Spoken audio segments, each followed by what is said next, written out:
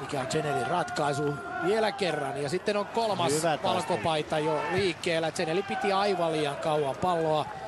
HJK missä siinä oman mahdollisuus. Nyt mennään kahdella pallolla. Ceneli hyökkää samalla kun toinen pallo tulee peliin. Ja peli on nyt 2-1. Mikä on muuten tilanne? Nyt oli kaksi palloa pelissä. Mäkelä tekee maalin. Ja nää pelaa täällä päässä. Kahta peliä pelattiin samalla kentällä yhtä aikaa. Nyt on muuten, nyt linjatuomari pitäisi ottaa, nämä hakalaiset pelas täällä, eli ne ei mennyt alas ollenkaan. Joo, voi sanoa, että ei ole koskaan ennen ollut niin vaikeaa selostaa, kun oli kaksi palloa pelissä. No ei, nyt on muuten mielenkiintoinen. Nyt linjamies, mitä tekee? Tässä näkyy. Kaksi palloa pelataan. Toinen pallo on täällä ja toinen on Hakan maalissa. Joo, aivan väärästä paikasta, muuten heitto tapahtui. Tää oli täysin, tähän tuomarin pitäisi puuttua. Tää ei ole ihan...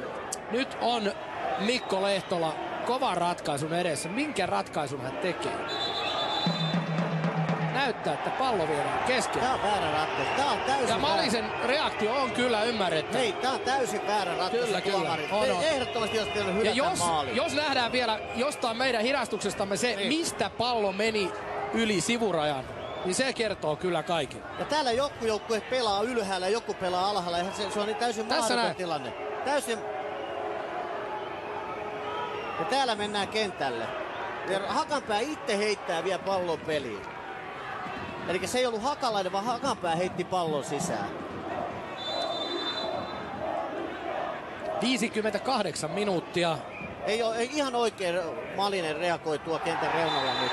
Ihan oikein Nyt on tuomari kyllä. Nyt on tuomarilla kyllä. Nyt on kova ehtoo tulossa. Juuri ehdit sanoo tuomarityö. Juuri ehdit JP sanoo tuomarityö.